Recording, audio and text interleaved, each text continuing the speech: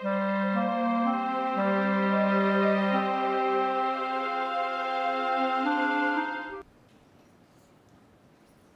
welcome everyone.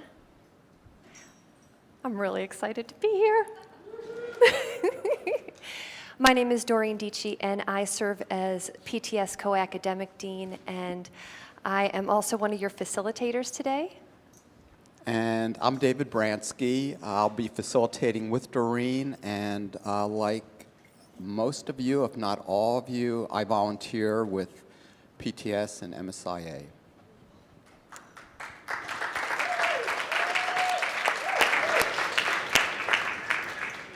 So I just want to take a moment to say I was getting ready this morning, looking in the mirror, doing all those things to primp and make sure I look really good, and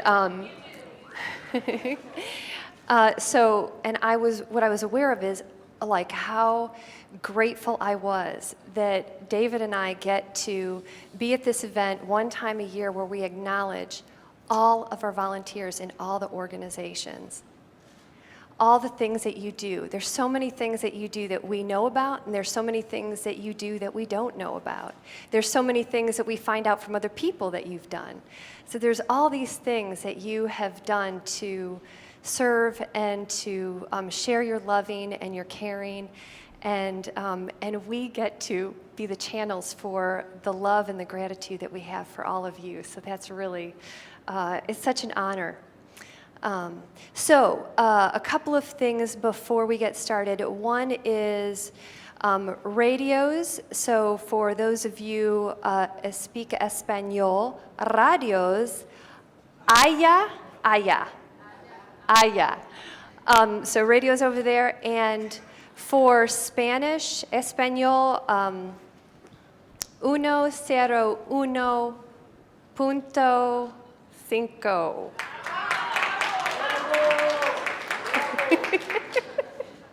The translation team at PTS are going to be so proud of me. Okay, so there you go, radios. And for English, if you need a headset and want to use the radios, there's headsets over there, and the station is 99.1. All right. So we want to just take a quick check. Who is new here? Who's here for their first time for the rep meeting? So we have a couple people here. Wonderful, welcome. Welcome to all of you, and welcome to you online who are maybe joining us for the first time for the All-Org Rep meeting. And do we have any spouses in the room with us? Any significant others? Okay. A couple people. All right, wonderful.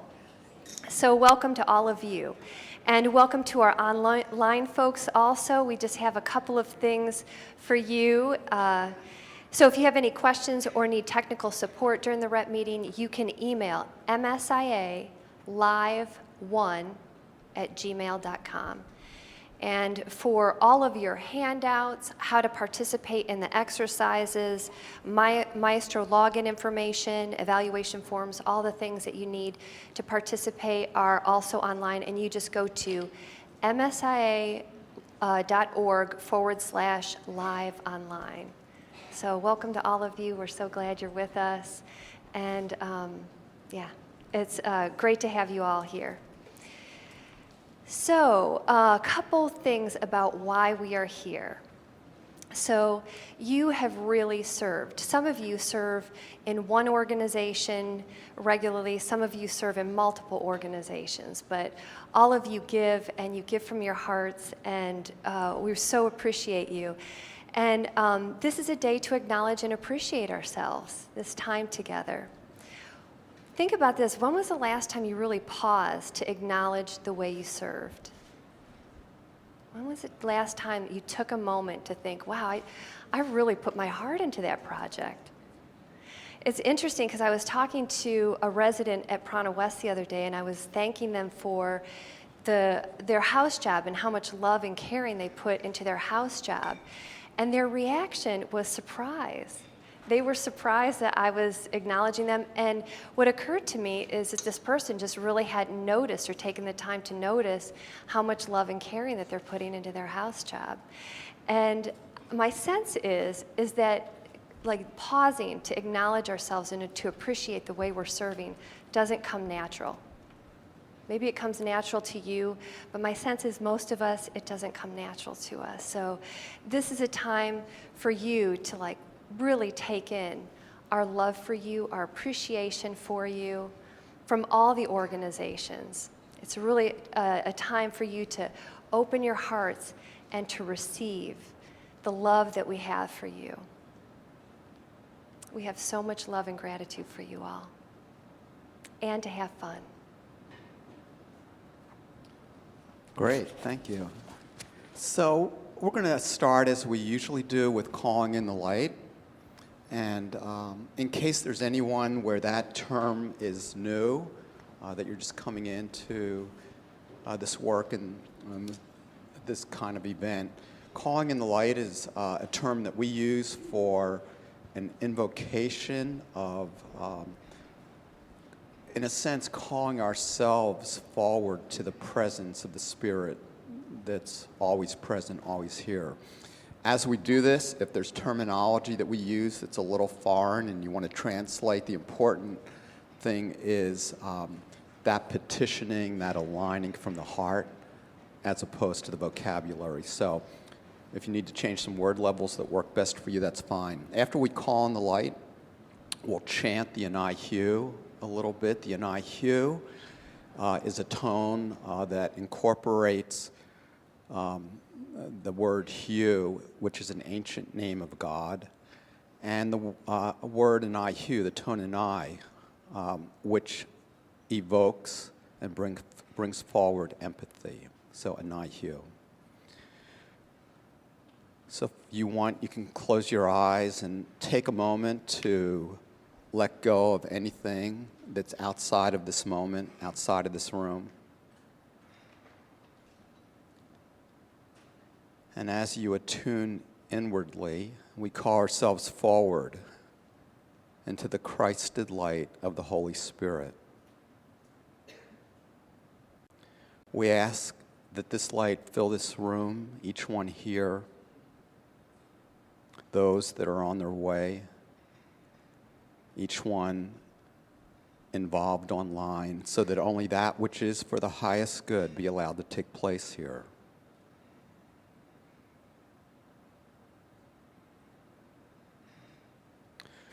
We come into a greater attunement and alignment with the Christ, with the mystical traveler, that we might more fully claim this presence within us and more fully see it in those that are in front of us.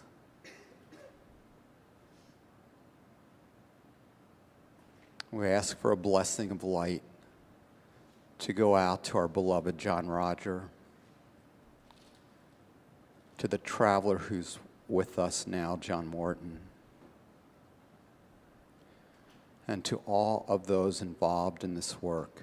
And we do give our thanks for these opportunities to be of service, for our willingness and wit to respond affirmatively and to be part of your work, and so it is.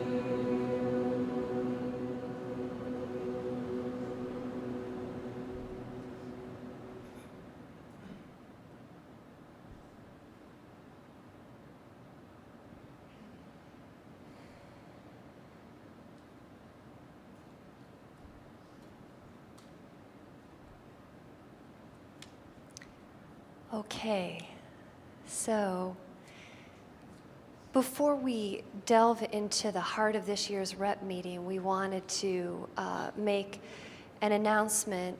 This is a brief announcement, but we wanted to do this announcement at the beginning of the meeting instead of toward the end of the meeting, where we have some special things planned. So this announcement is primarily for PTS and MSIA reps and PTS facilitators, and maybe some of those roles interest you, so maybe you're caught by this announcement right now. I'm really excited to share this with you because this is an announcement where we're going to be making things a lot more graceful and easy for our reps and facilitators.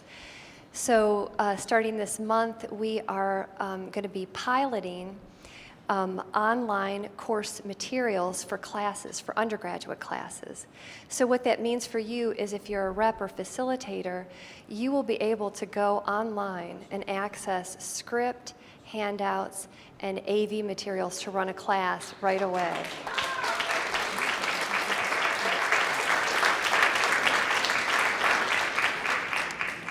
So so it's going to be really great. So we're going to be testing 3 classes. We're going to be testing 2 public classes and 1 discourse subscriber class.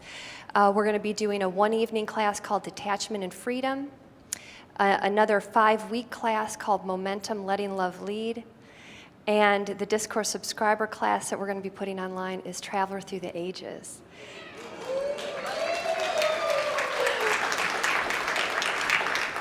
So you'll be able to get online, get those materials, and have a class starting that evening if that's what's present for you and your community. And so we're going to test it and see how the logistics works and fine-tune that. More information will be coming to you as at some point later on this month. Also, as a part of this, we are also piloting online forms to make this a lot more graceful for you all also. And we're starting that with our MSS and DSS student applications. So if you're called to the master's or doctorate program, if you haven't participated in those classes, they're incredible, and you can apply online. Right now, you just go to ptswisdom.org. You don't even have to log in. You'll see a link at the very top of the page called Forms, and you'll see the applications there. And in the future, we're going to be adding to those forms for facilitators, for reps, for seminar leaders. So you'll have a lot more tools online, quick access for you. So. You know, it just occurs to me to ask, if someone isn't currently a PTS class facilitator, but it's something they're interested in, what's their next step? How do they move forward with that? So that's a great question. So if you're interested, if you're not a PTS facilitator currently and you're interested, you could certainly call the PTS office and ask to talk to me. And at some point, we're going to have the PTS facilitator application online. So you can go right online and apply that way too. But if you want to talk about it, you maybe need assistance with clarifying your intention for becoming a facilitator, please call me. It would be great to have a conversation with you. Of course, with all of this, you can call me or anyone on the team. So that's a little bit about PTS Wisdom and how we're going to be upgrading things for you. Right now, we are going to hand it over to the Prez. Mark Lurie is going to be coming up to do an update for the presidency, and then we'll be back.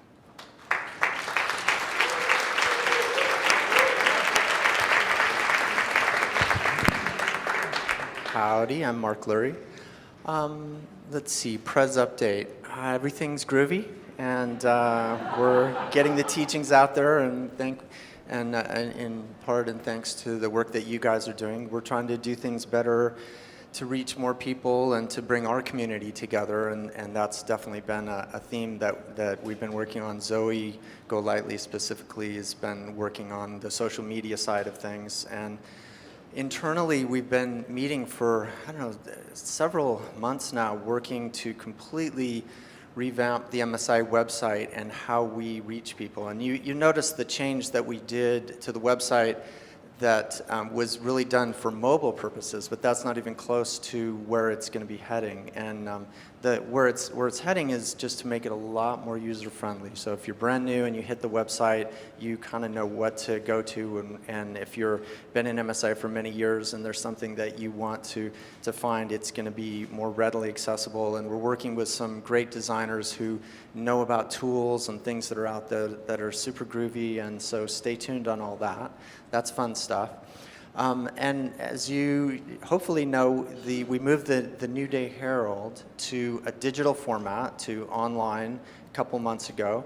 And we did it, I hope I'm not repeating myself too much, but I think it really helps to get the word out there, because I talk to people and they don't always know why it happened and where we're going and all that. But part of the reason to do it was that people weren't reading the print New Day Herald, and I know the people that loved it, but there was people who were literally canceling their subscription, and we knew there were people who weren't reading it. And by making it available digitally, we solved some other problems that have the immediacy. In other words, when we make it available online, it's immediately available around the world. It's not getting lost in the mail.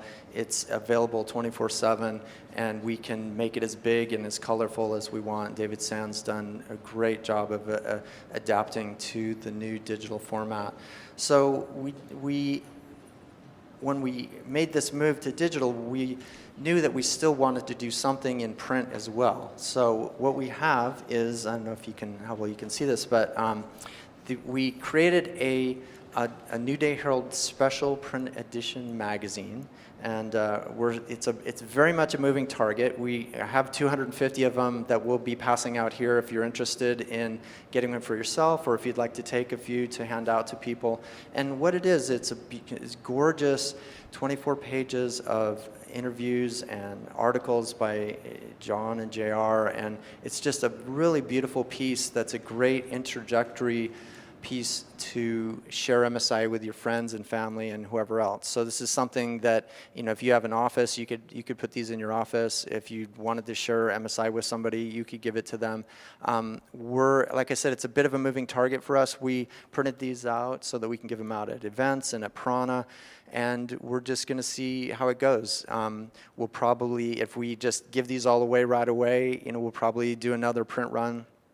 And we're tentatively looking at printing another edition 6 months from now, and we'll just kind of see how it goes. So anyway, put that in the light. We're really interested in your input on this. If you see it, if you see ways we could get it out there better, if you have any input at all about it. David Sand did a magnificent job graphically. It's so gorgeous. When I put like 20 of them down in the Prana foyer, I think it was yesterday, and they were gone like in about 2 hours. So, and the New Day Herald never went that fast, and it's clearly, and the New Day Herald is gorgeous, and it's a newspaper, whereas this is like it's a magazine, so people are more inclined to pick it up. So anyway, we're having fun with that. We love you guys, and we're always interested in your thoughts and how we can do things better and serve you better and serve our family better. God bless you. We have about 100 people online, so welcome.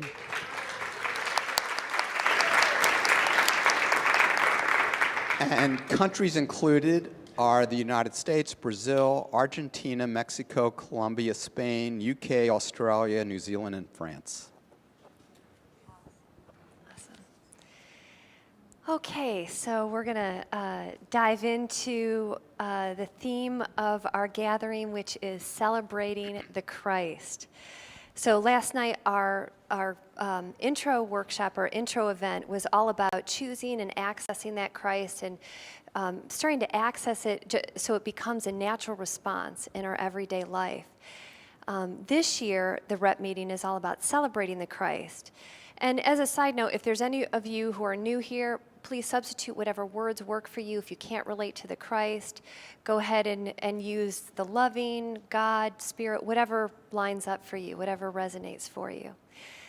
So Just as a side note, this rep meeting was really inspired by John Morton.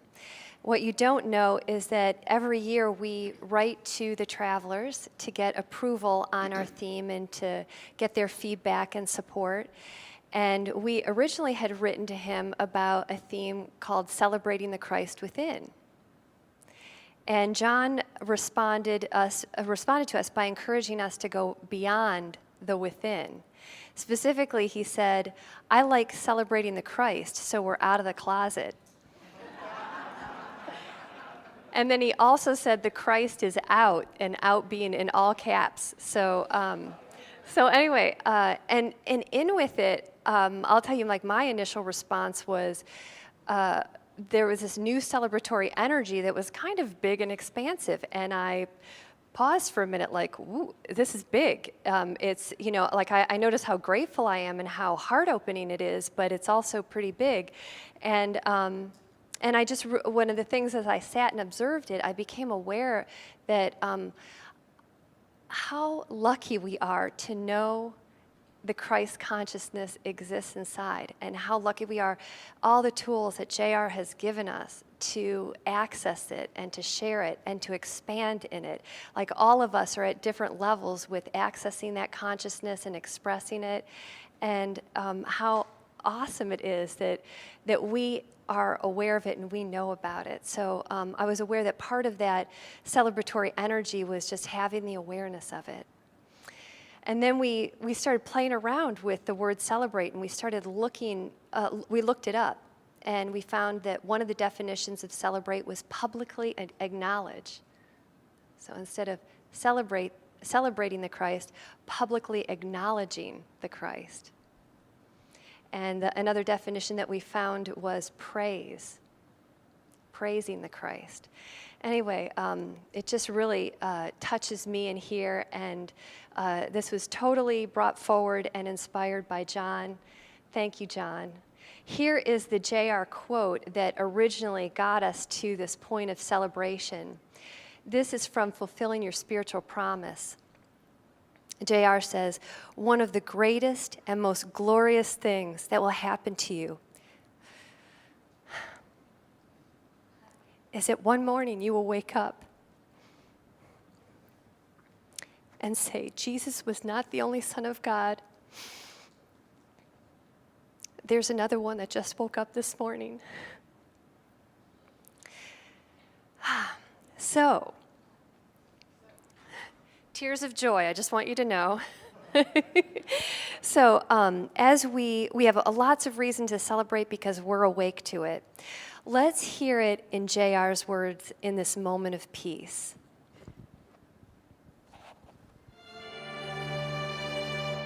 There's just an awful lot of mystery that we don't know. There's a great mystery on the planet, and it is who will be the next person to understand that they are also Christ.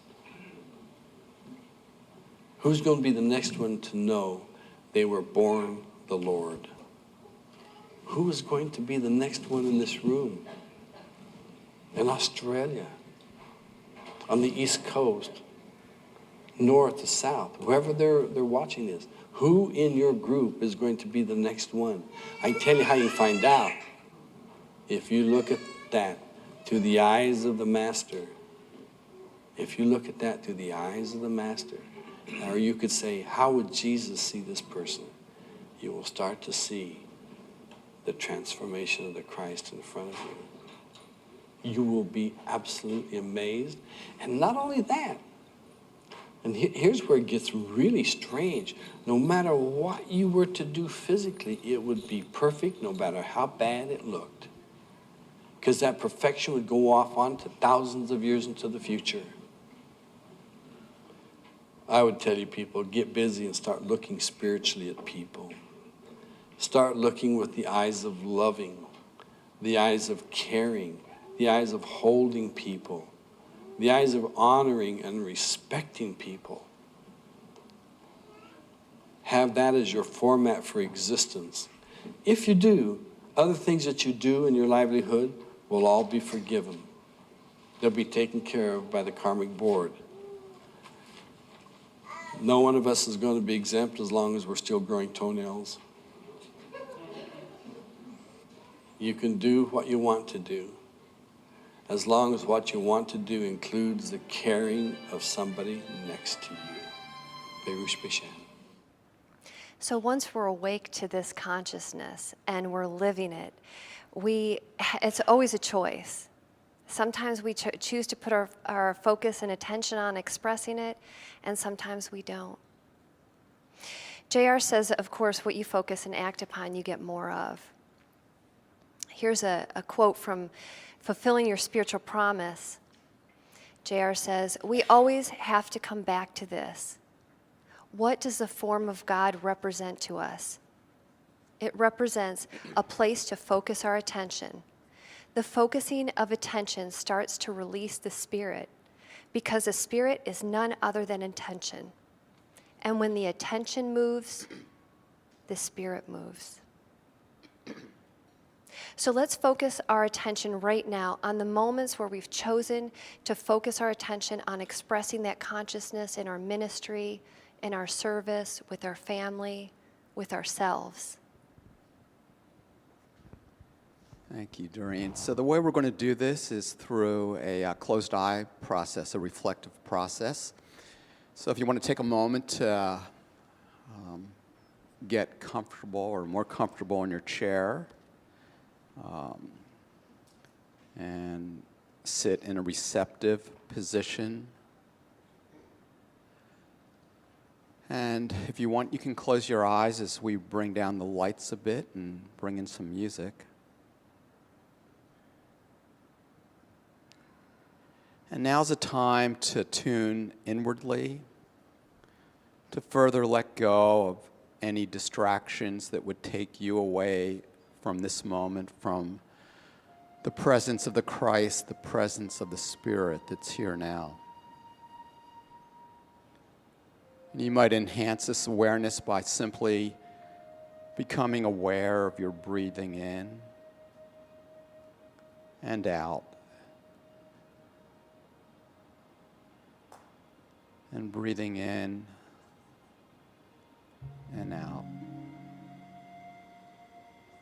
And as you do this, as you breathe in, you can open to receive of the Christ, of the Spirit, of the traveler.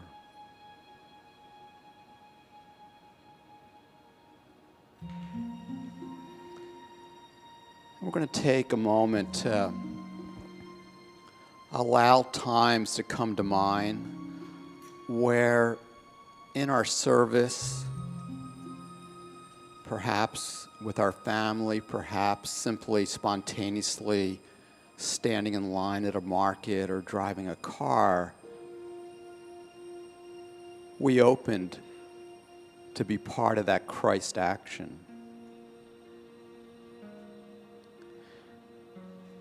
And this might be for you bringing these to mind through memory, or it might simply be opening to have the Christ present times to you that maybe in the moment you did not realize the role you were playing in the Christed action.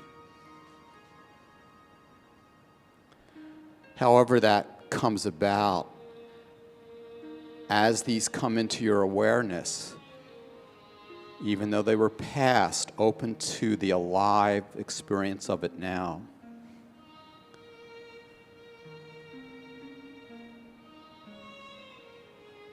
So if you have one or two of these in mind,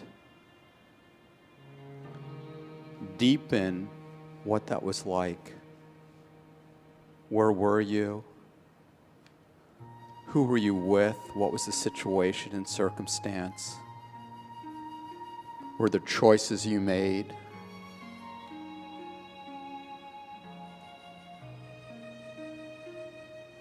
Were there feelings, sounds, maybe even smells and sights that help evoke that experience of the Christ?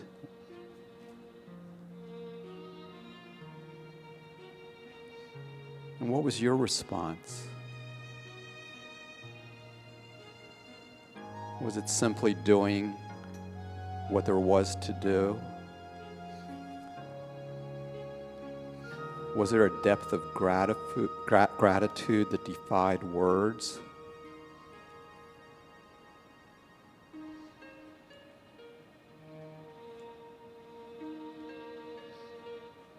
How did you open?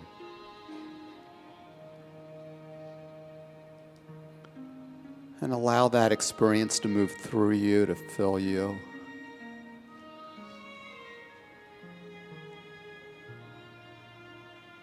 And then bring to mind another time. And again, this might be, rather than memory, something that's being presented to you right now to look at as a time that you were of that quality of service.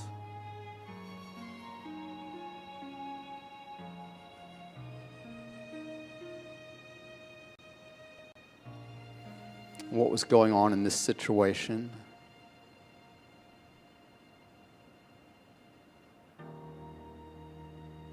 Sometimes it seems like the mind wants to dramatize, but so often it appears these Christed actions are in the simplest ways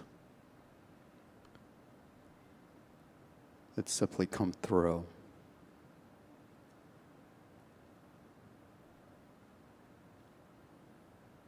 Were there any times of doing it unto the least one of us?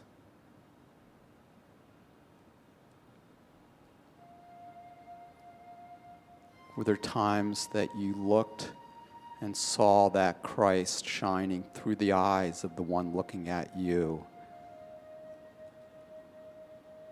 That seemed, at first, you were the server, but you've come to realize that you were being served as well through the Christ.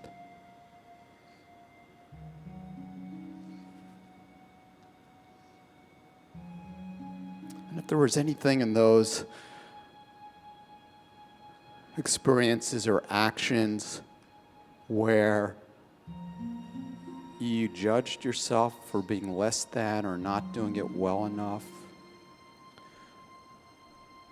you can do self-forgiveness through the compassion of the Christ, or simply allow the Christ to wash through you now, cleaning and taking that.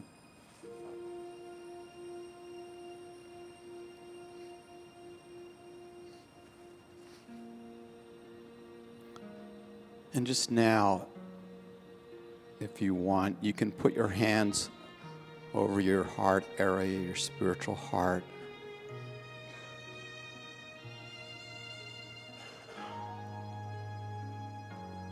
And allow that ever-present presence of the Christ to fill you, to fill your heart to overflowing.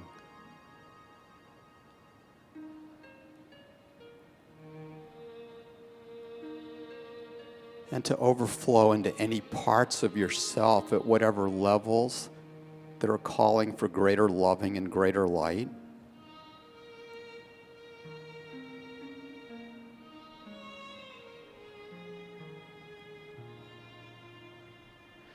And then to overflow beyond you to this room, to those that are here, and ever outward. And as you do that, you can just extend your arms and allow that flow to happen, knowing that there's no controlling of the Christ, but rather a surrendering and allowing it to come through to everyone and everything in a way that the sun shines on all of us.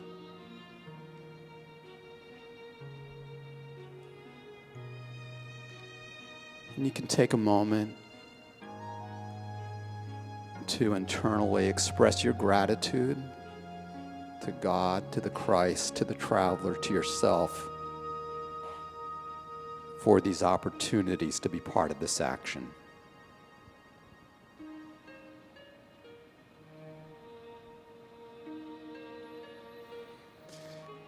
And then take a deep breath in and out. And again, and as you do, you might gently stretch your arms and hands and wiggle some toes to bring your attention more fully back into this room.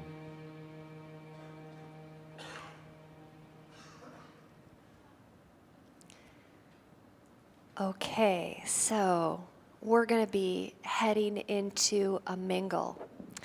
And the focus of this mingle is to appreciate yourself for all the ways you've shown up to serve, to give in your ministry, with your family, with a neighbor, with a coworker, however it's shown up for you. The focus is on appreciation, but if anything shows up that you want to let go of or forgive, you can certainly bring that up in this mingle as well. So, simple logistics. We are going to be putting you into pairs for this mingle. And when you are the speaker, you're sharing what's present in your heart about appreciating yourself for how you've shared yourself in your service, how you've let your Christ out. When you're the listener, listen with the eyes and ears of the Christ. So really bring that forward. Whether you're the speaker or the listener, we really want you to just relax as that energy and consciousness comes present, allowing it to flow in and through you and to the other person. So it's a great way to express the Christ with each other. For in the room folks, there is no handout, but we do have the questions. We will be posting the questions for you, the focus on the screen. And for people online, there is a handout, so you've got the focus and the points to this process. We're going to have 8 minutes total, so in a minute we're going to ask you to stand up and find a partner. So you'll be able to cycle through and do multiple people. Maybe we get to 4 or 5 people in that amount of time. Okay, so remember when you're done just to find another partner in the process. So if you're in the room, it's time to stand up and maybe find a partner, maybe find somebody that you're not sitting near that you'd like to connect with.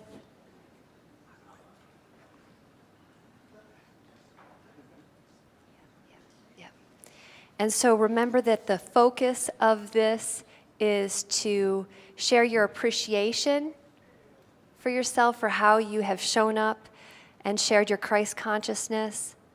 And when you're the listener, you're listening with the eyes and ears of the Christ. So silently call in the light for yourself and for your partner.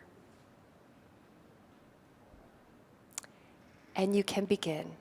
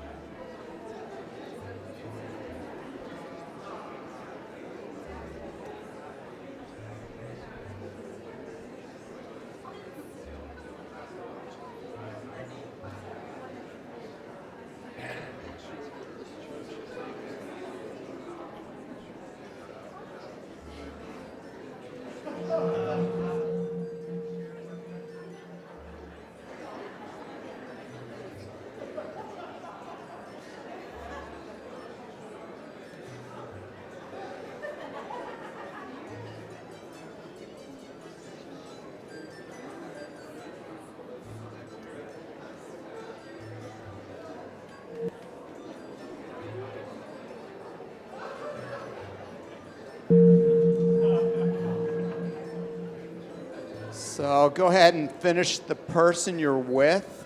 If you're speaking, finish, and then please have a seat. If you are finished, you can just be seated now.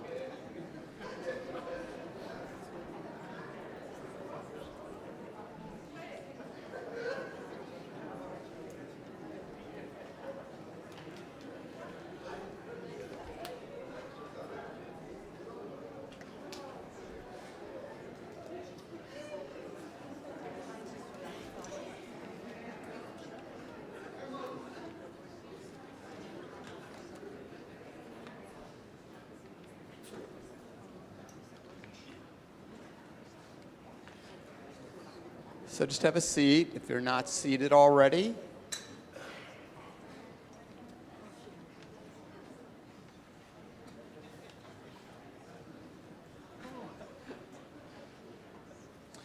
So we've spent some time tuning in to the deepening the experience of the Christ with us, acknowledging the times that through our service that's come forward.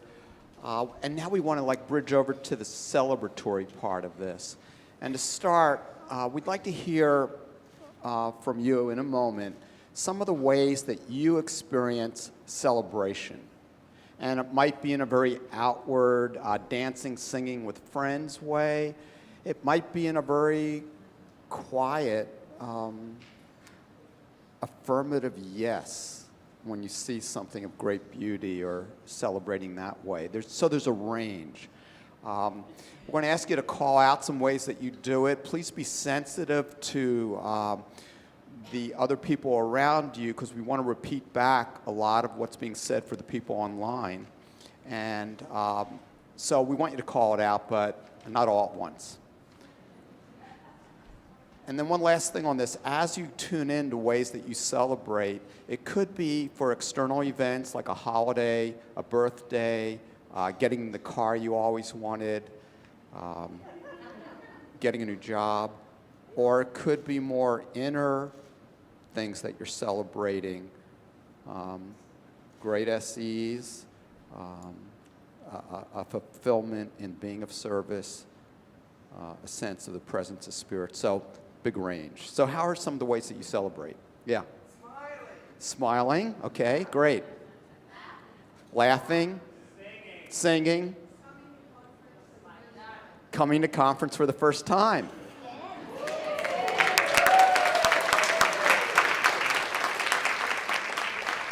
Applauding for someone else is a way to celebrate. Dancing. Singing in the heart. Keep going. Eating? Eating. No, I relate. Yeah. What was that? Jumping up? Okay, great. Clicking heels? Over here. Okay, and how do you experience that inner gratitude? Like an inside color burst. I don't know. Okay, so a burst, sometimes an inner color burst. Inner aliveness burst. Inner aliveness burst. Great. Kind of sense there's some of that in the room. What was that? Tears of joy. Sure, yes. Thanking someone for something they did. You know, another thing comes to mind too off that is witnessing an act of kindness or compassion that I'm not even involved in, but witnessing it, and some simple, maybe just eye contact acknowledgement to that person, like, yeah. Hugging.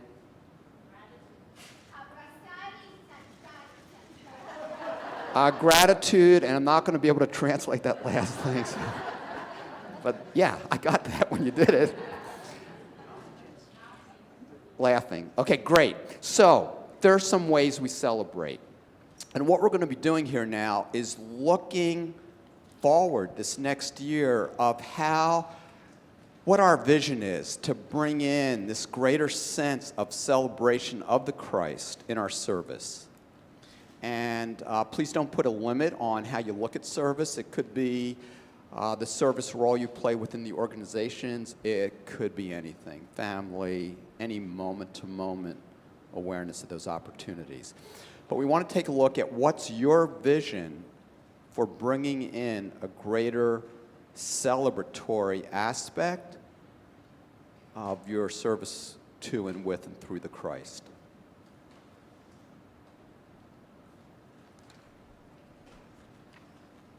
Anything I left out there that you saw? No? It's good. There's a line here, a focus line. What is your heart's vision for letting your Christ out in your service? So we're going to want you in groups of 4. Most of you are probably there because of the way the chairs were set up. If you are in a group of 3 or 2, raise your hand if you need someone to join your group to make 4.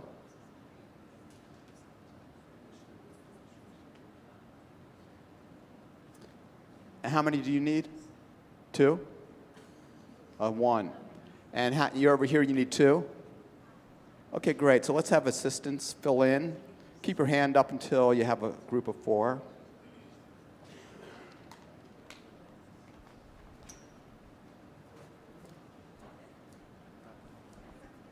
I'll handle it, yeah. So, and for those of you online, the directions, there's a little celebration going on over here. So for those of you online, the instructions for this next group process are online, and that's just on msia.org/liveonline. Okay, so you're in groups of 4. You'll have some note cards and pens under your seats. If you want to take notes, you don't need to. You're each going to have 5 minutes to tune into and speak to your vision or your intention for letting the Christ out in your service this coming year. For letting that energy come out in an alive and joyful way. You might also ask it as a question of the Christ. How does the Christ want to come out and express more fully through you this year?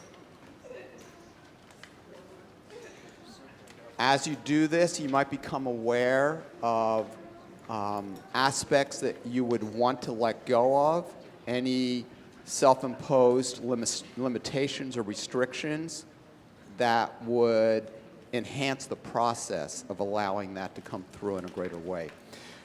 So you'll have 5 minutes each. It's your 5 minutes. And if you want to talk the entire 5 minutes, that's fine. If you want to talk some of that time and then also ask for feedback from the group, that's fine. They're your 5, so use them however you'd like. There'll be gongs. There'll be a gong to start. And then every 5 minutes, there'll be another gong. And what that means is when you hear that gong, the person stops, and then the next person goes. If the person's talking that doesn't hear the gong and you hear it, let them know. Any questions about the setup for this? Yes. Thank you. Thanks. So right now, the chairs are in a very soft arc, just so you could face this way.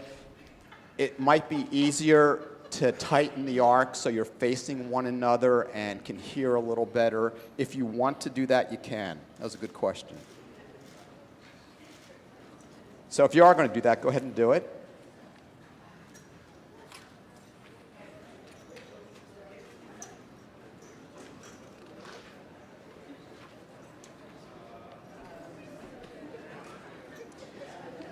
And then come quiet, please.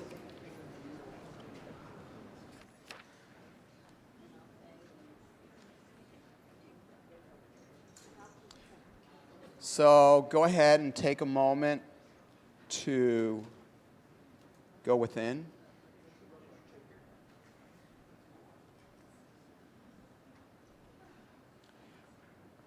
And call on the light for yourself and for your group and for each one here. And set your intention for this exercise, for these 5 minutes. That when you're talking, that you open to receive.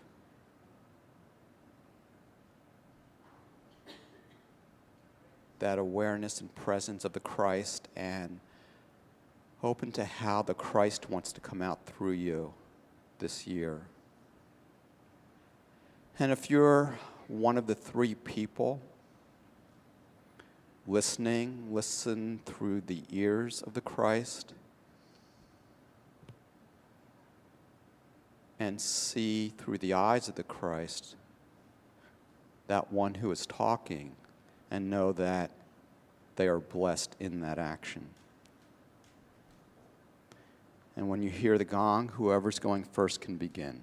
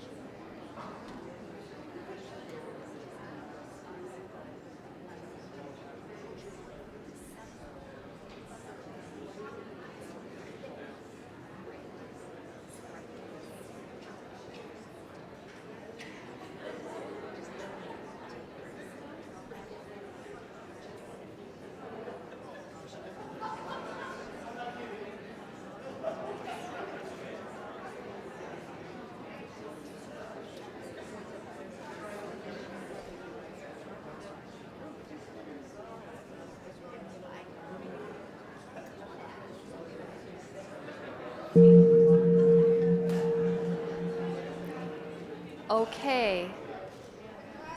So it's time to move on to the next person. So person number 2, go ahead and begin.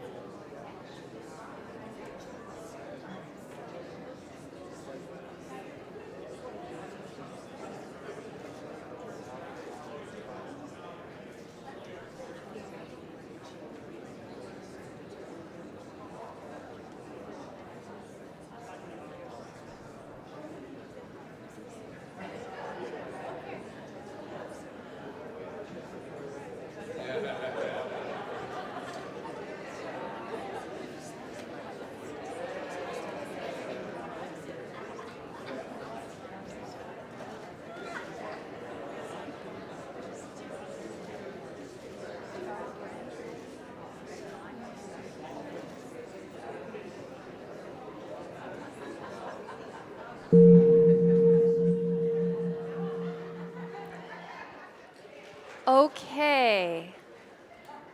So, oops, this is a time for person number 3. So if you haven't already transitioned to number 3, please go ahead and do that now.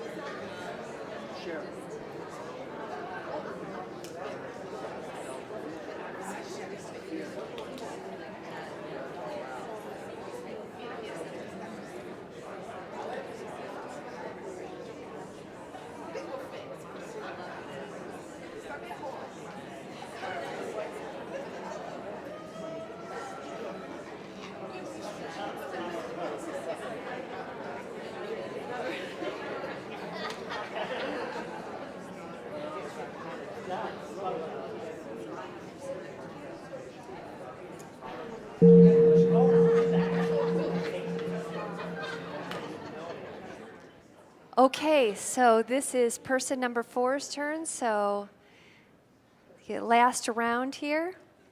When you hear the gong, you can begin.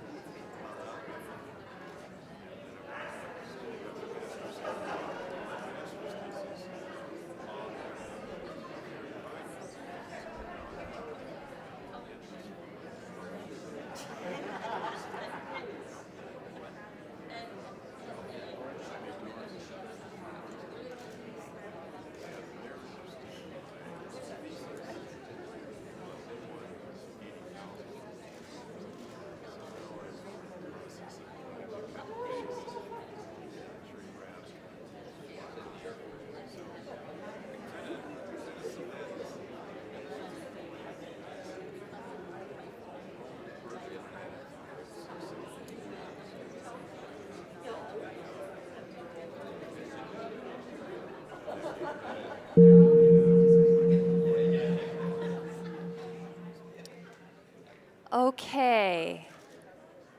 So let's bring that to completion and come into silence. Christ came for all of humanity. And the cosmic Christ is here.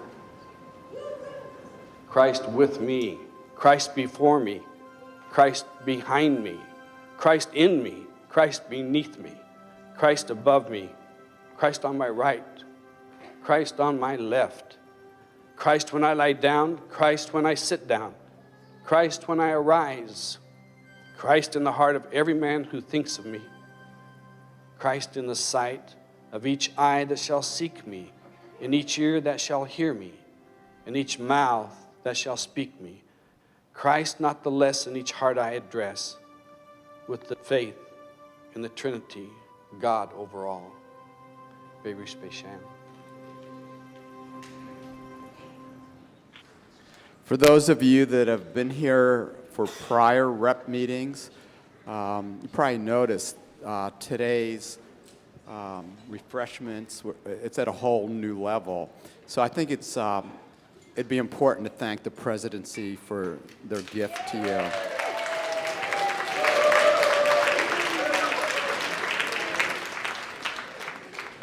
My understanding is it's a very purposeful acknowledgement and appreciation for all that you do. So thank you too. We're going to call on the light and get started for the second half.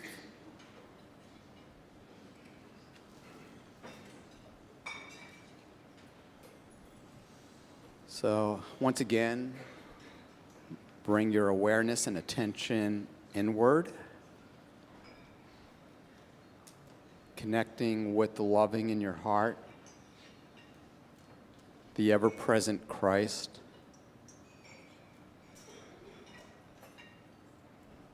And as you let go into this presence, we call ourselves forward into this Christed light of the pure Holy Spirit. And we ask that this light fill every level, part, aspect of us, that we might come into even greater alignment with our spirit, with our purpose, with our openness and receptivity to the mystical traveler.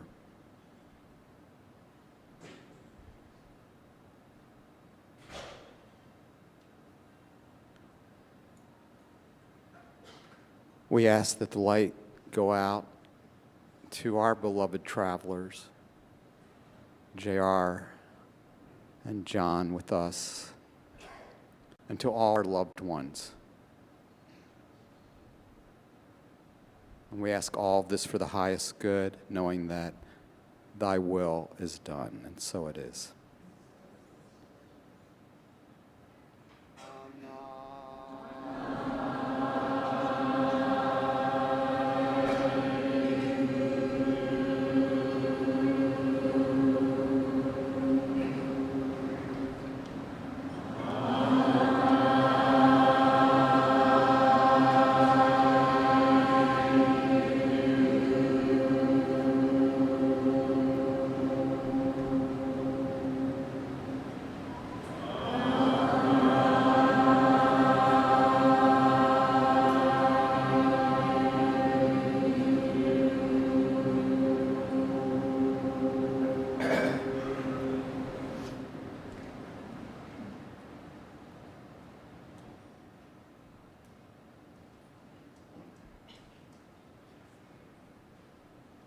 So I'd like to invite Skylar Patton up to speak to us for a few moments about Heartfelt.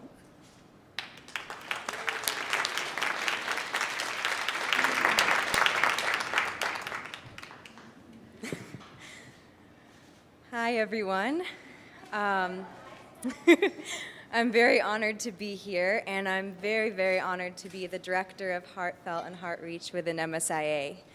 And I would just like to give a big thank you to Patty Rayner, who retired at the end of last year, just for setting the most wonderful, beautiful foundation for this organization, Heartfelt. So big round of applause for her.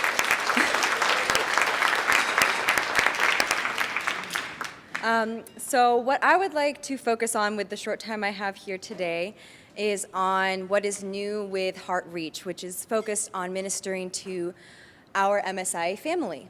So demographically, we're entering a time where a lot of our MSIA family are about to enter or have entered a time of life where medical and financial needs can sometimes hit really hard. And more I'm seeing some of us struggle with these very difficult challenges.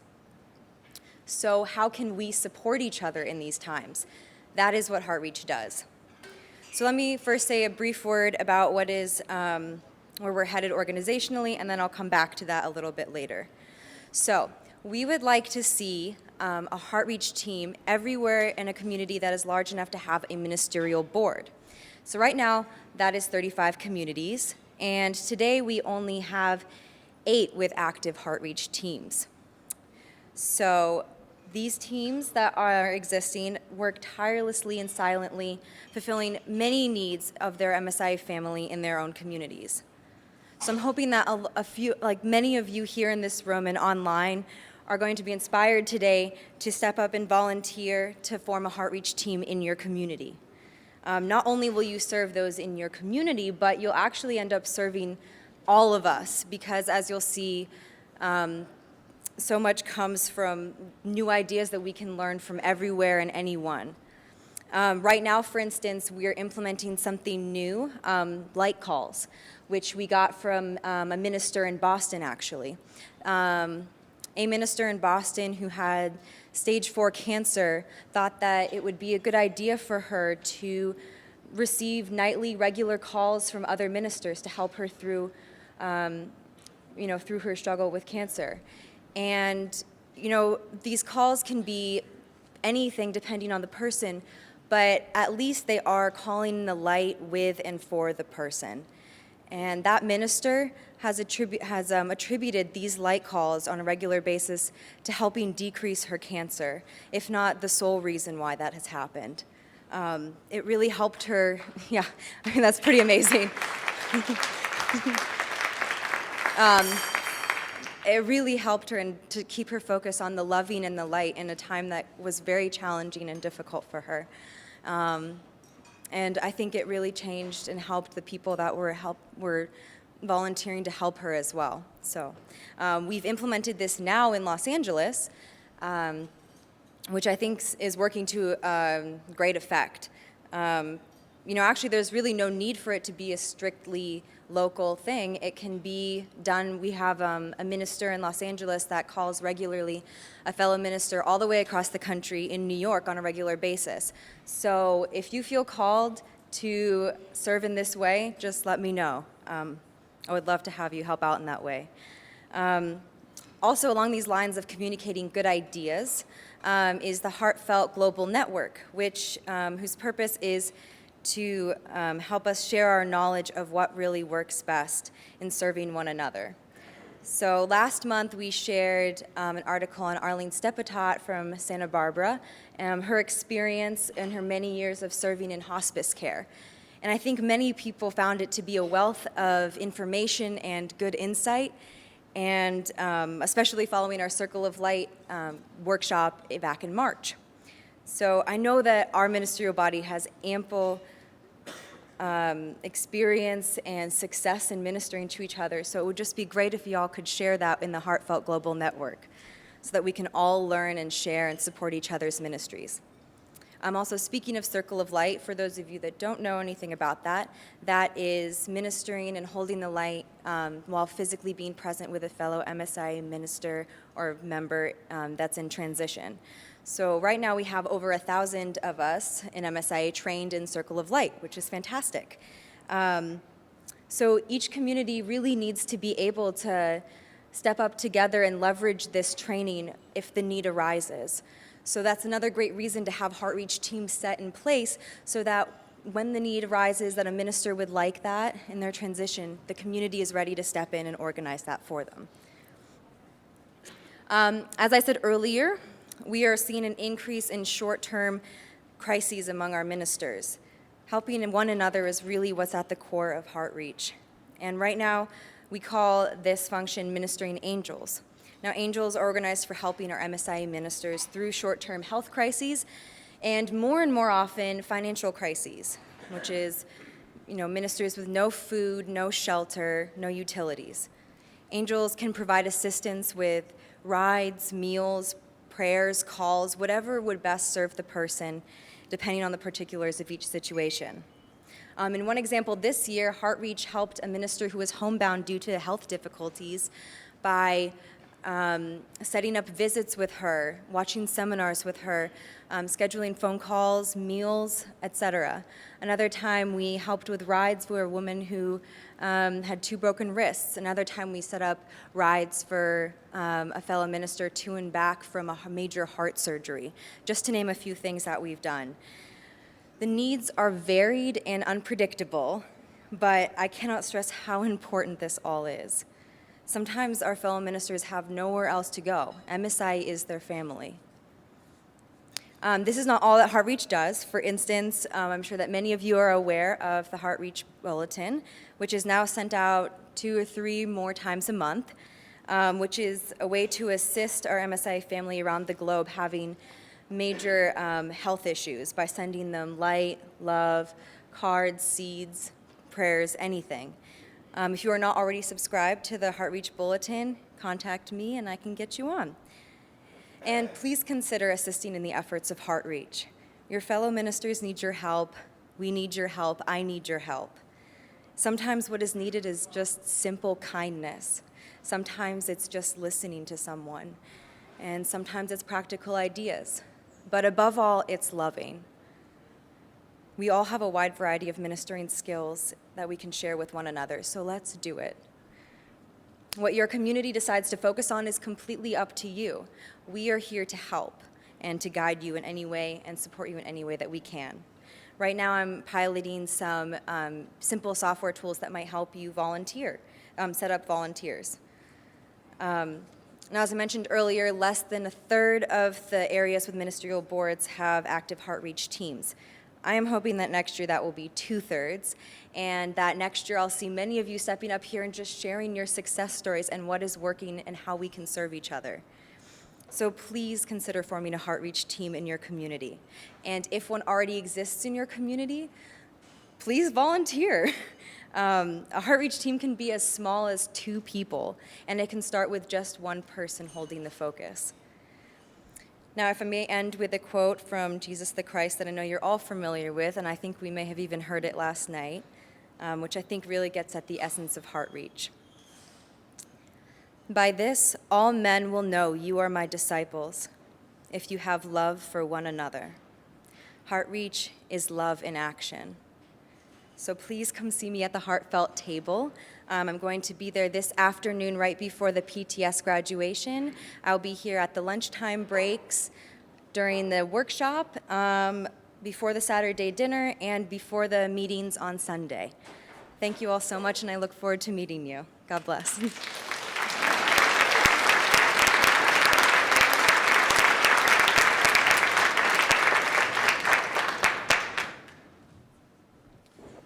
That was a really nice job, Skylar. Thank you. And thanks for what you're doing.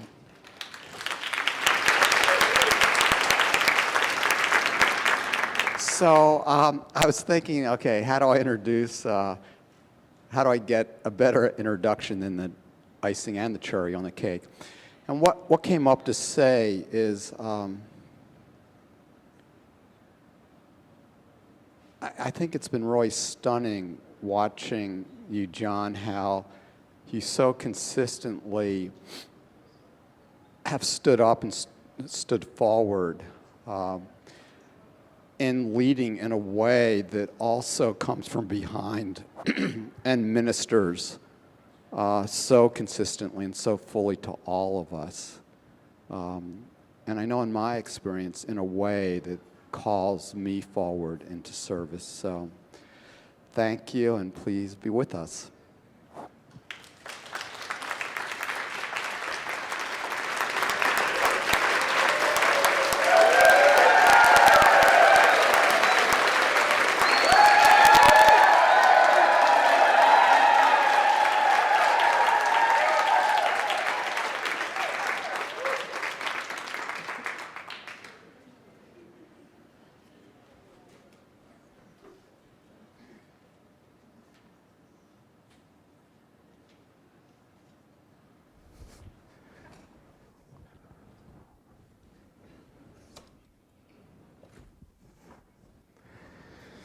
Have you seen this one yet?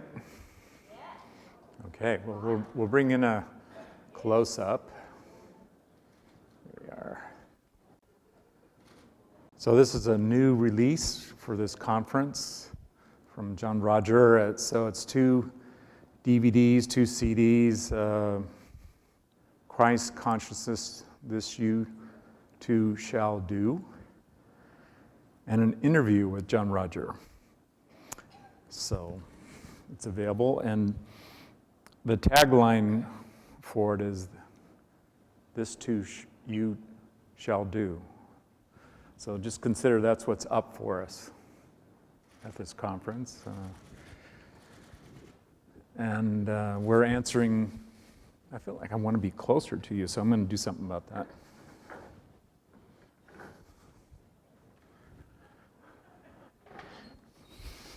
See, I'm demonstrating things. Sometimes we have to move and get involved. Yeah. So thank you for moving to be here. You know, however far you have come, and I know some of you have come thousands of miles from around the globe to be here, and wherever you are, there's still time to make it, because there's more things that we have planned in the next few days that you might want to physically join in, as there is something about that where it kind of represents what I call all in, and I've talked about it, and it's a reference from the place I was born, Las Vegas, and there's a kind of gambling you can do where essentially whatever you have to bet, to put on the line, win or lose, it's all in. And the good news is if you're in a hand, meaning you manage to get into the hand because you put the ante up, whatever was required to get in the game, something like discourses, initiation, ordination, whatever got you into this room, into this movement. Once you get in the game, then you have an opportunity to win no matter what. And I see that's where we are. So even though, if you know how gambling works with betting, where you can raise a bet, so somebody who's also in the game could raise the bet, and you realize, well, I don't have that much to put in. So if it was just based on the amount of what is called, I don't have that amount. But you can say, I'm all in. And then you realize, well, I'm either going to win or lose. I'm either going to receive what comes with winning the game, or I'm going to lose, and then way you go home, or you have another day, something like re-embodiment. So obviously we're playing to win in MSIA. We're playing to win in this thing we call soul transcendence.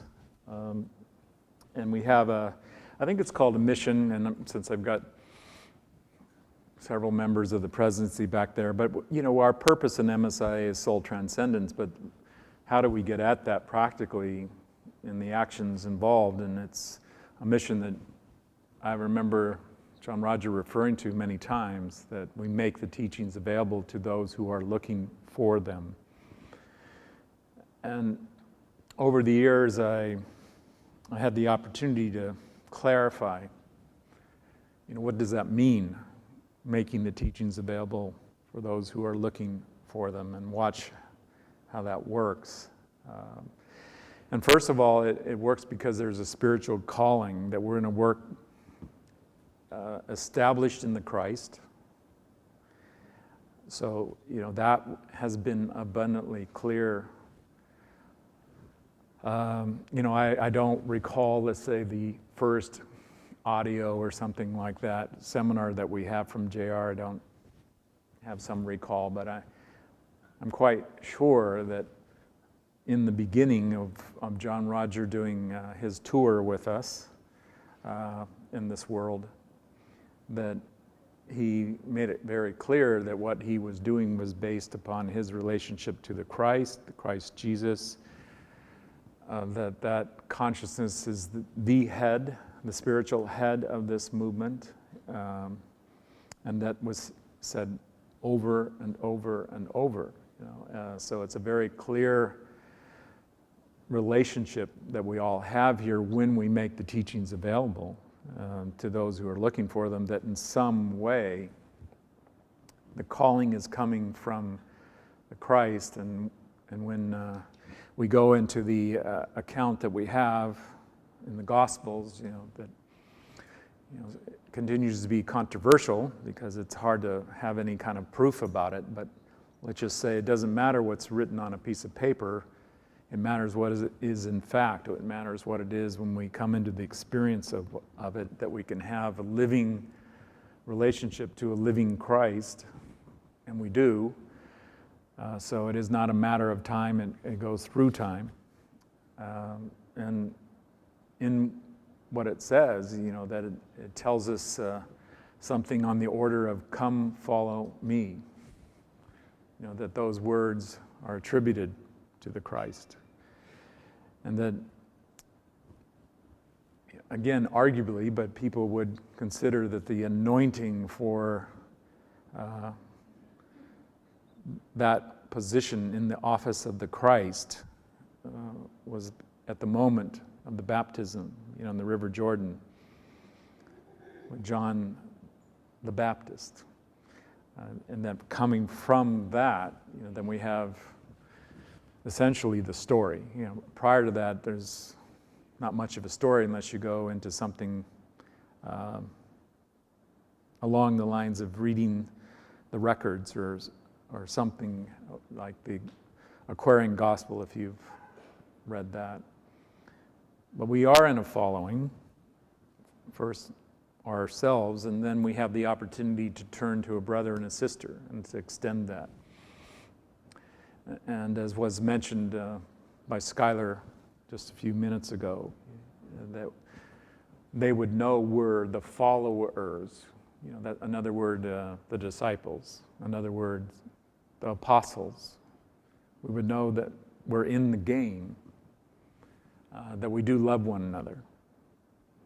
So if you want to put the equal sign on the Conference of the Christ, it's love one another.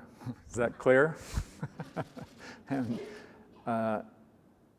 that is also the consciousness of one accord. And in JR's teachings, he referred to particularly the day of Pentecost. He referred to this occasion of after the death, but also after the resurrection, and after it keeps going, the ascension, that there was a rising up from the body, that the body was not there. So if there's a key moment in the story of the resurrection, it's like looking for the body, and it should be here. Well, it's not here. Why are you looking for it here? He's not here. He's risen. And that's the following we're in. So now that Christ rose to prepare a place, not just for us who are on the line or in the room, obviously for all those who choose, that none could be refused who seek it. So I look at what we're doing as none can be refused who seek it. That's who we are. But it doesn't mean that we're in a position to be abused or rebuked, rejected, persecuted. the list goes on. But then if you look at the storyline, it's like, well, there was a whole lot of that stuff. If we don't have to be persecuted and prejudiced, ridiculed, all these kinds of things, then how come so much of that went on for those who were following in what this is? You know, I don't have a real good answer other than the part of the story where it says, the light came into the world and the world knew it not. That to me describes the part of it where it's rejected. And in a way that it has to be tested. So it has to be tested by the power that could test and do the ultimate test. And part of that would be to test this to the level of all in, if you're really all in. Well, actually, it was the night before, so it wasn't quite last night, but it was 2 nights ago. That's not so long ago. And there's a series on television that's been there for a while. I think it's called The Bible, and then maybe there's some other names for what it is, but it's going through the books of the Bible from the Old Testament and the New Testament as well. So it's like I'm in process with coming really here. So maybe it was yesterday. You know how that works? It's like, oh, wait a minute, that was yesterday. And so I just put it on. It was something that was recorded, and I put it on, and it was the part with Daniel. And you know, so that kind of got my attention because if you know J.R.'s story, Daniel plays a role at the level of his basic self, and I know that was there at various times, including, you know, over the years he would say it publicly, etc. Including at times Daniel would, you know, be the one conducting the seminar. So, you know, I learned how to hear, you know, to discern J.R.'s voice. I'm not saying that I'm an expert so that I could get it 100%, but I like to think that I got better and better at being attuned to, in a sense, who's doing the seminar. All in the traveler consciousness. But with that story, if you just consider, you know, that, okay, so we have somebody that in some way, you know, came through this line of the travelers even before. So imagine having a traveler playing the role of your basic self. And then that would be, in a sense, required for what the conscious self and the high self were doing. And maybe you can start to get a sense of the stature of John Rogers' consciousness as he was walking it around and being one of us country bumpkins or something like that. You know, that I'm still astounded by his life.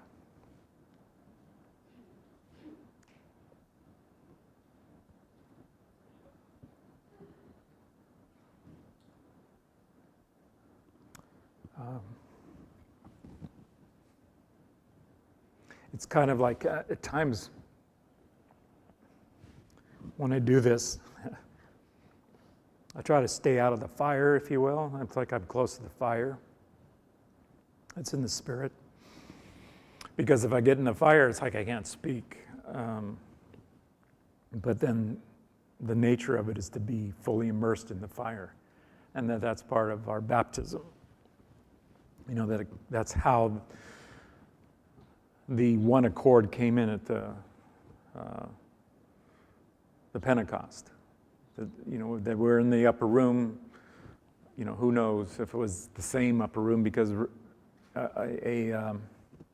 let's say a moderately well-to-do person at that time, if they had a nice home, had an upper room, and basically that translated to a roof that wasn't thatched or temporary, that you could actually stand up on the roof. And it was practical because, you know, it could get hot, so that sometimes it was just too hot. And then if you think about, and if you were a family that allowed the critters that were in the family, you know, the goats or the sheep or whatever also into your house, then it didn't necessarily smell so nice either. And a lot of this was practical, like can you afford to have a manger, which would be a place where the animals are away from the main house, so you don't, if nothing else, you don't have to smell it so much. And then, if you just kind of go back and think about, did they have plumbing? Well, not really. Then just like you get some, what do we call it, flesh and blood on it, then it tells the story. And so the upper room isn't necessarily a fancy place, it's maybe just descriptive. So it might not even be an enclosed room. It just might be a place above, but then it represents something more than proximity, that it can represent higher consciousness, that things were often coded in how they were spoken. They were spoken in parables, and part of that would be, if you say it a particular way, then you better watch out for the Sadducees or the Pharisees or the Sanhedrin, because they're following the law. They're following, if you don't say it correctly or you don't have the authority to even say it, then that can be blasphemy. And if you know the story, that they were in their way attempting to trap Jesus in his words, so that he often chose words that would basically ensnare them, because they were confounding in their limited thinking.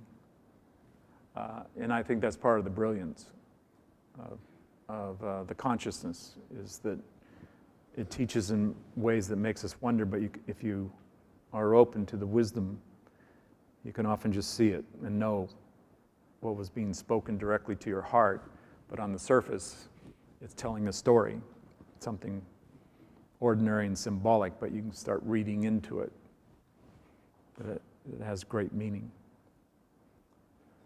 So here we are in this following, and I think the turning point that we're in, the convergence that we're in right now, is this too you shall do. And there's words after that. Do you remember them? And even greater. My humble point of view is John Roger came in and demonstrated the greater. That's easy for me to see and to bear that witness. And the greater is actually in the spirit. I remember, I'll just call him a relative, like a relative in my family, but who's not involved in MSIA. And, at some point they're kind of asking me, well, what do you do and where do you go and what's it about, and these kinds of questions. And they had been to one event, and it wasn't exactly an MSA event, it was more like an Institute for Individual World Peace event, and so it wasn't so religious, and I think that's why they wanted to go, so they could spare themselves the religious conversion and attempts to proselytize or something that they imagined. I'm laughing because I just look like, we're not very good at proselytizing in this church. But we're going to send you all out today, and you can't come back until you knock on at least 100 doors. We'll give you some flowers to sell, but anyway, at some point he asked me, like, does John Roger thinks he's higher than the Jesus Christ? It was kind of like that. And it sort of it took me back, and how do I answer this? Because in a way, what I realize is he's asking me what John Roger thinks, so I'm going to bow out of that. Because I realize in some way, why spare him a temptation to be upset? Because what I would have told him, I could see would upset him. So it wasn't my place, in a way. It wasn't my flesh and blood that would reveal it to him. And I do look at it that way, that we're in the consciousness that it's not meant to be revealed by flesh and blood. It's meant to be revealed by the Spirit, the Holy Spirit, that Jesus spoke of, that I will leave you my Spirit. And it's in J.R.'s words that he would leave us in that Spirit. So it's there. It's like at some point the parables and the varnish came off, and the raw message came in. And I consider we're very fortunate, very blessed that we're in a place where the word was spoken so directly, so personally. And then if you're on the Soul Awareness Teachings, the SAT, anybody not on the SAT, not enrolled currently on the SAT subscription, don't worry, we're not going to burn you at the stake. Okay, so I didn't see a single hand that went up, and so I'm really celebrating that you're receiving the living word in the form of these teachings. Have you heard the one for July yet? The Buddha consciousness? That's like knocks whatever, I don't know, socks, shoes. The information in there is amazing. And he relates the Buddha consciousness directly into the Christ consciousness. And as much as I have had that awareness, that, as you go up, at some point, the lines dissolve. The lines of anything that's separate and different and alien to, it starts coming invisible. It's no longer serving a purpose. So we can see in a way that the anointing that would be of the Buddha nature, of whatever that was at that time with Lord Gautama or Siddhartha, or however you would say that. And in the seminar, Jer is delineating amazingly. I'm listening to the seminar. I'm just thinking, well, how many weeks would he have had to prepare to conduct this in this fluid of a matter? It's like he must have had to deliver this 100 times to get this precise, clear, effortless in the delivery. And then I realized once again that his consciousness could do something like that. That's astonishing to me. That ability to come in and deliver a subject as a master would deliver it and never touch it again. And it's like he said he'd been in preparation for about a week, including reading the Akashic records. And I thought, well, even that, it's like, so anyway, I'm in awe by it, and that we're still discovering these gems, whatever you want to call them.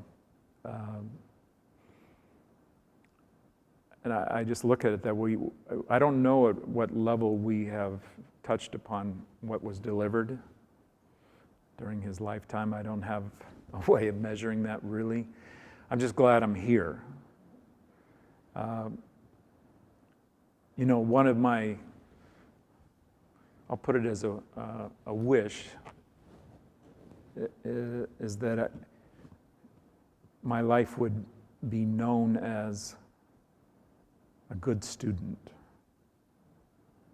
That I'm a good student of these teachings. And of course, if you understand what that really means, it means, hey, it's not just that you can recite chapter and verse. And if anything, Jer didn't want that. He didn't want us coming to the podium and now let's all turn to book 22, chapter 3, verse. I was there when he clearly made it known, I don't want that. This is living teaching. I don't want it being built into a monument like it's in cement. Because I'm going to come along and I'm going to change that. And I need room for it to change and to shift. That it can go into a higher state. It can go into something where the words need to change. The way we live it needs to change. And that's how I see us in this conference of the Christ, is that we are the shift. You know, we're engaging at the level of the Christ. We're taking on the responsibility that would translate into we're doing what this is and even greater. We're holding open a door that the movement of spiritual inner awareness is into the soul consciousness. And it's more than that. And you know, the term I would put on it is the heart of God. That the keys that John Roger was holding, that he referred to as soul transcendence, the keys to soul transcendence. You know, there's the mystical traveler keys that I hold that are the keys of initiation into the levels above, going into the soul. So the astral, causal, mental, etheric, soul level initiations. But that work is not done by something in a body. If you just have to understand that the body is, it's a connection. So what is it? It has a very important part where it just holds the energy field in place. And then it can be transmitted into all the levels. So it vibrates the level. And all who are attuned can respond. So we are a vehicle for those who are seeking that entry into the Christ, so that we do this through the office of the Christ. We've always been doing that, you know, but it's like, well, then what is this traveler consciousness? This is just another way of saying well, what would it be when it's in the greater? So what would the Christ be as it becomes the greater? What would you call that? Would you call that the Christ? Would you call? So you see, I just look at that John Roger came in with a purpose. And I would direct you in one place in particular. It's called the seminar, The Mystical Traveler Answers. And then the very last part of that, he speaks to an aspect of where did he come from in 1963 to join this Roger consciousness. Where did that consciousness come from? And you can say, well, John. And it's like, well, okay, but what does that really mean? Who is that? What is that? And he speaks to it.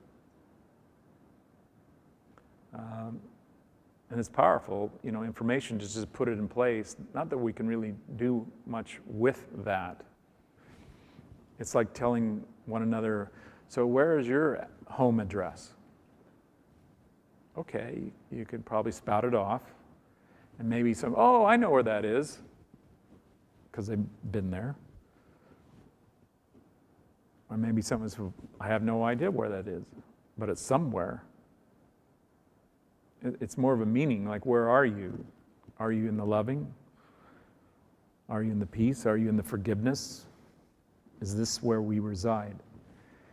And this is the consciousness of the Christ. This is what comes from above, below.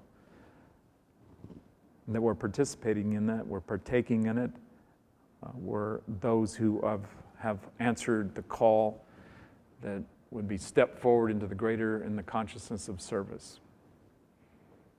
Because when we realize who we are spiritually, then we naturally realize that we're to give, we're to share, we're to hold a place, we're to welcome, we're to be an usher, we're to serve at whatever level is called for. We're in that movement. So I just look at this year of transition that we're still in, falling upon John Roger's transcendence. That's how I see it. His passing into spirit. By the way, I think you know this, we call it Peace Awareness Training 8, and that's just another name for, if we could call it infinity, that's might be what we call it, but it's a sideways 8, like an 8 in repose. relaxing, rested, well tanned. But it's really passage in the Spirit. That's what it's been called all along, and the tagline is resurrection in the Christ. So we're going to be doing that in France in September.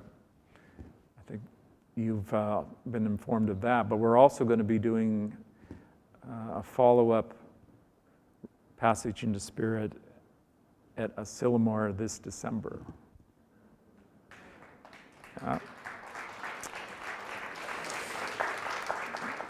So you go, you mean we're not going to be doing Living in Grace this year like we have in the last 28 whatever years? That's right. However, we have a plan. So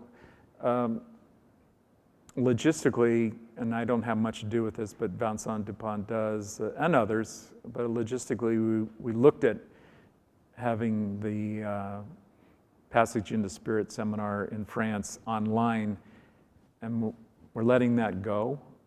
So then, if you would like to do Passage in the Spirit, we're looking to do it at Asilomar this December at the exact timing that we had planned for Living in Grace. So it's just we're going to put in Passage in the Spirit, same amount of days, same amount of timing, so it'll look like, act like, but then we'll just have some different processes, questions that we'll be doing up there. And if you are intent on doing Living in Grace, we have one available for you in January in Medellin, Colombia. Yeah.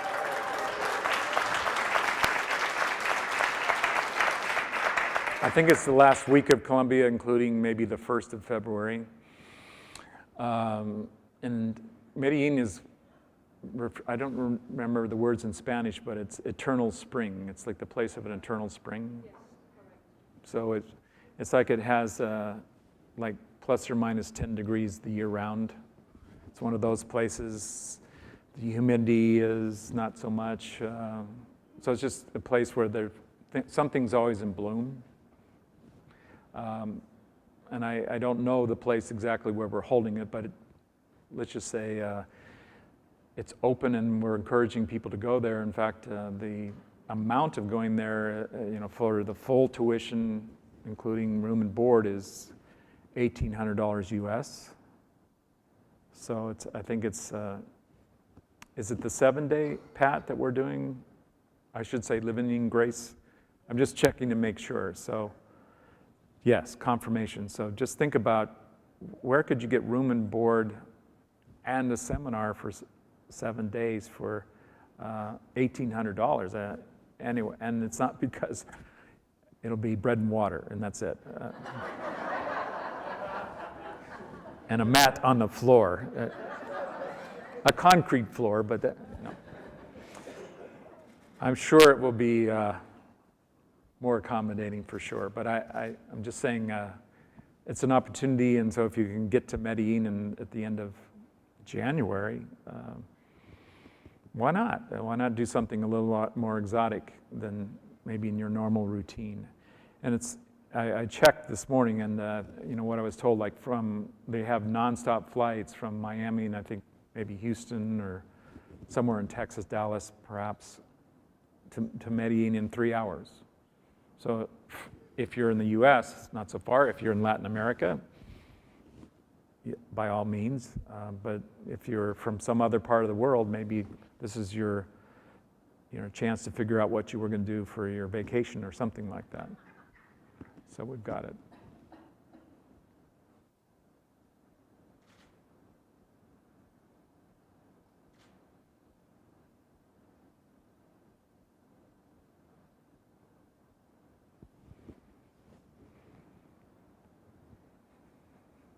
I'm listening. So we have a little bit of time, am I correct, available if we want to take some sharing or questions? Half an hour, okay. Okay, shoot. What do you got? What do you got? Okay, we'll go right over here.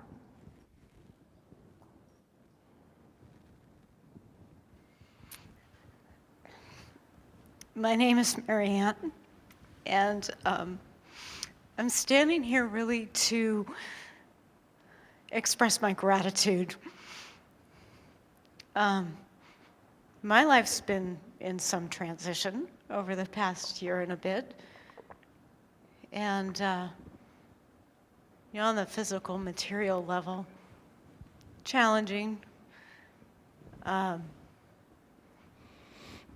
But So part of that is that your husband had his passage into spirit. yes, he had his passage into spirit. Right. And it was perfect. And spirit was very present. The traveler was very present. It was an honor to stand forward as a spiritual midwife for him, along with my daughter, as that happened. And there has been an incredible opportunity just about every day to minister to family, to friends, in the business process that has been going on. There is a surrendering and a giving up, because I don't know consciously how things on the physical material realm will resolve. But Is there somebody in the room that knows how it will resolve in the... So my hand isn't up. I don't know either. Yeah, and for me, it's like the awarenesses that have come to me is like, the endurance piece that, we had some communication about email and inwardly. And, the pieces where JR has said, if this is your last lifetime, and so what? Just do it. And that's where I'm at. I'm just doing it. And these are tears of gratitude. Mm-hmm. And so grateful to be here at this time, knowing we all chose to be here at this time. And this is a great time of transition and ushering in a greater Christ consciousness on this planet. And I feel like for me, and I'll just put it out there for all of us, that we're being up-leveled. And it's an invitation in how, for me, how I do my life, how I communicate with people, to demonstrate that. And at the times that I maybe judge or see that I've fallen short, to just go, okay, next, keep going. And in the meetings where things maybe are a little contentious, it's calling in the light of the Christ and having the intention to see through the eyes of the Christ, and having the, if it has to be, I don't know what it's all about, but if I have to make up a reason of what it's all about, maybe I'm just here, maybe I'm in this place to just hold that consciousness of the Christ, and this is the playing field that got created so I can do that. It's not out of ego, it's out of a prayer of how can I really minister, and I'm just really grateful, and I'm standing here to personally say to you, I am so grateful for you and the ways that I have experienced you stepping forward, and the expansion of the, embracing and enveloping all of us in this time of transition. And I just really thank you, and I love you. Mm-hmm. Right back at you. Yeah. Thank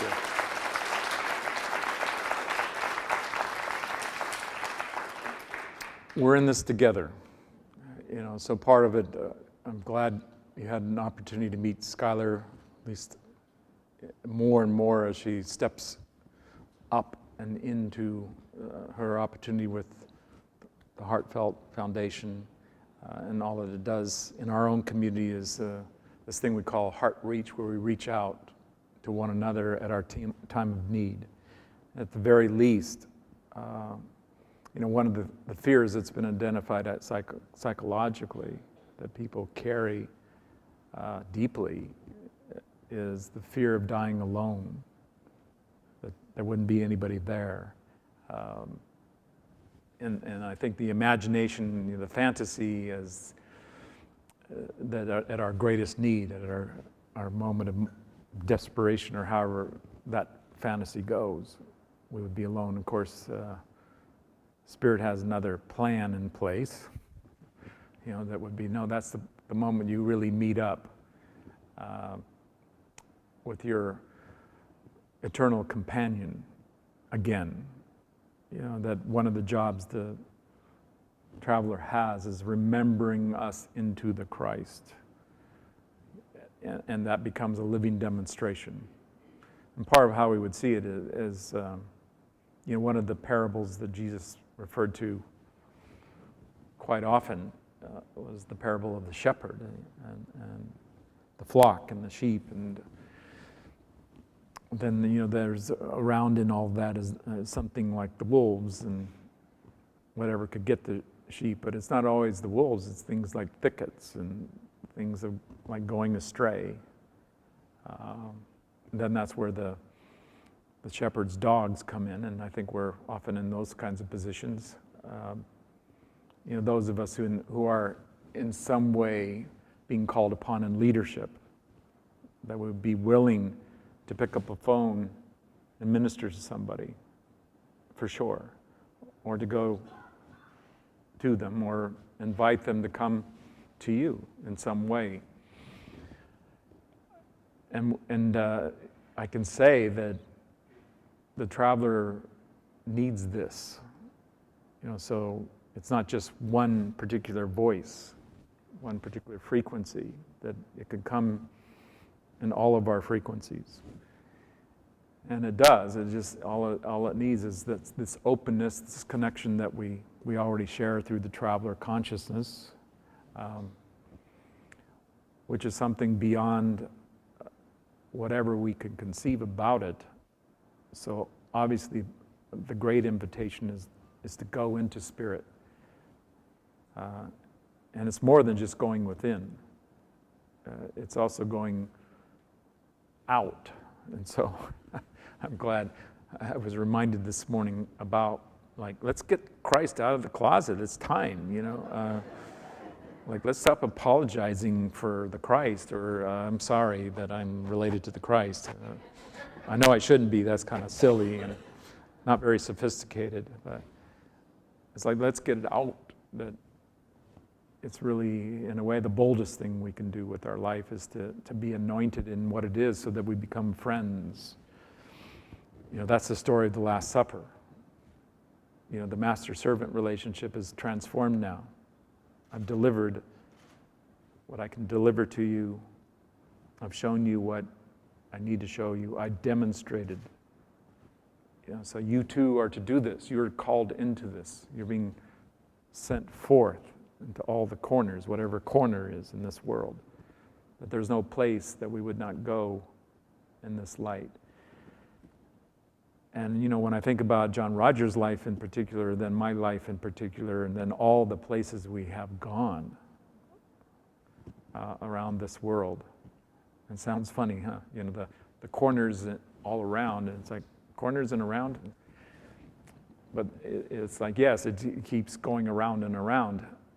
I look at that, this consciousness has been delivered, and that medium that we're using right now, that allows us to reach out globally, to wherever someone can tune in to this mechanism. So can you see, our grandfathers, for the most part, unless they're still around in the last 25 years or so, they didn't know about this. I mean, yes, you can say the telephone or the telegraph and these kinds of things, but now the level of what is connected, the connectivity in this world is profound, and let's consider that's about the Christ action, that we're at a time where all who seek it can find it. They can put in CHRISTOS. That's one version. And something happens. Something happens within seconds. Some version of that. Then you go down the list. Have you done the search thing? And it's like, oh, and then there's pages of it. And then it could go on, and then you can kind of endlessly search. So then maybe it's Christ's love that we put in there. Christ's forgiveness, that starts becoming more and more attuned to what is our action. Wouldn't it be nice if you put in the word Christ into the search engine and your face came up?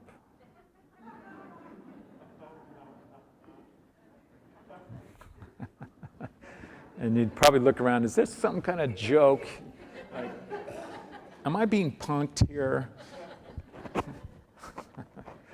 Look who thinks I'm the Christ. Who is this?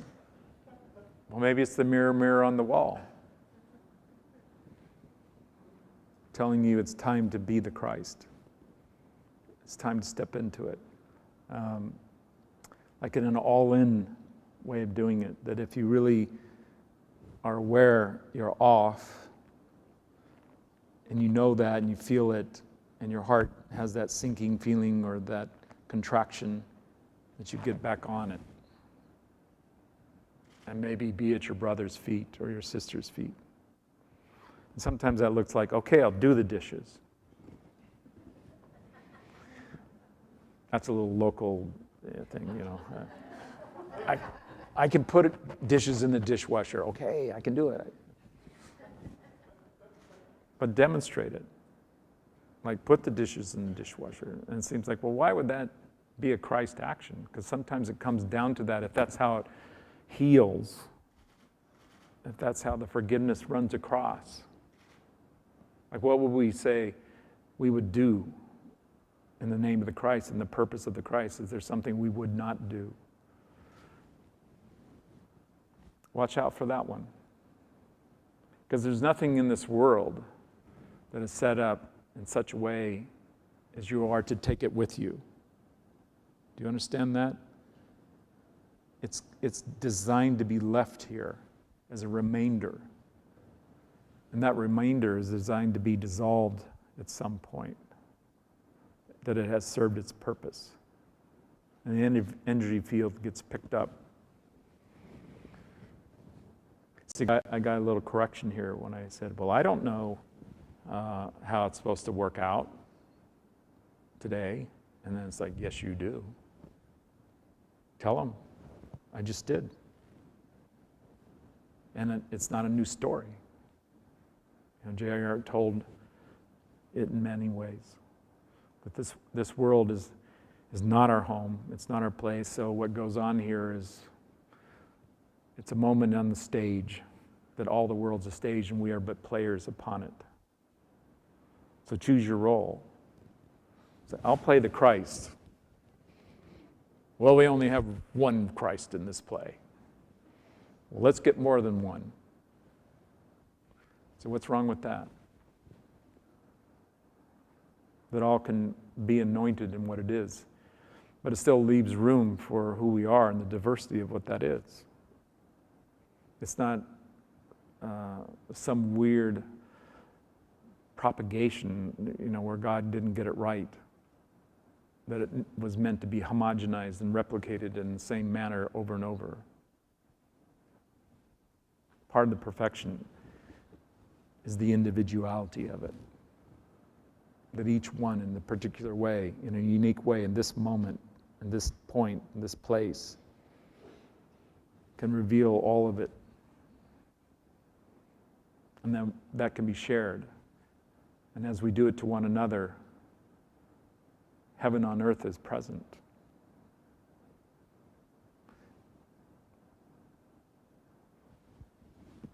I'm just touching into what J.R. described in detail.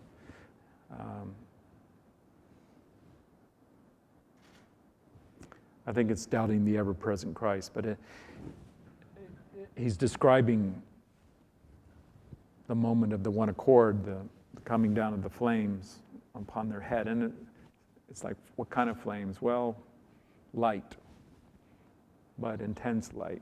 Light that would purify and cleanse and bring together what has been separate and alien. And Jared describing, I could see them, and they're kissing one another, they're hugging one another. It's like there's no longer any form that would be conflict, there would be any reason to hold back the loving and the beauty and the grace of who we are. If we can behold that, we can become that. So if we can somehow see it, and see it in the power of what it is, in the Spirit, then we can call it forward, we can invoke it, we can make it an induction. We were touching upon that last night. That we become the vehicle, we become the instrument. Lord, make me an instrument of thy peace, of thy grace, of thy loving, the consciousness of the beloved.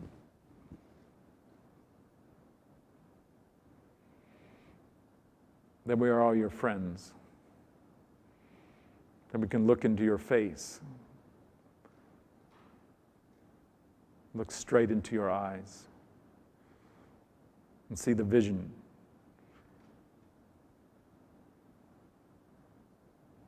The vision of that sight of God that is before us now. Know that our mind, our consciousness is illuminated in this vision. That we can see how we are all precious of God.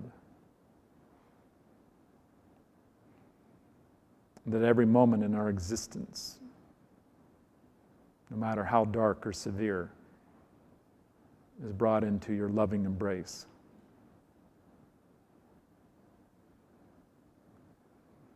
That we're all enfolded as your children. And we see we have been raised up in your discipline, in your exampleship, in your strength and your patience, your abiding love, always with us, always guiding, sustaining what was needed, that there was no moment where we were ever in jeopardy, that we were ever lost, that we ever died. So that form of negativity and illusion is dispersed into the nothingness from which it has come. That we rise up in the power of what is here before us now. The place is prepared, our life is prepared. It does not matter from which we have come or how long or far we have traveled. That we are here now. It is in full. It is available to all. We are those in your embrace, and this embrace is extended into the world. That it is an action of forgiveness, of kindness, of the patience that withstands the test, that endures what must be endured, and overcomes this world. And a celebration of your goodness that has always been the truth everlasting.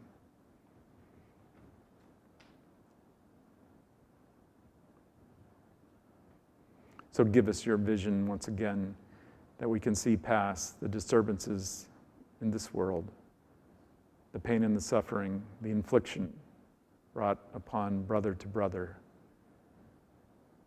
however that is perpetrated. That we would always come in your blessing, holding safe and secure these keys of the soul, that it can be seen by all those who have that sight of God. We give thanks. We celebrate you, beloved John Roger. Thank you for being in our midst, and you, Christ Jesus. Beirish Beishan.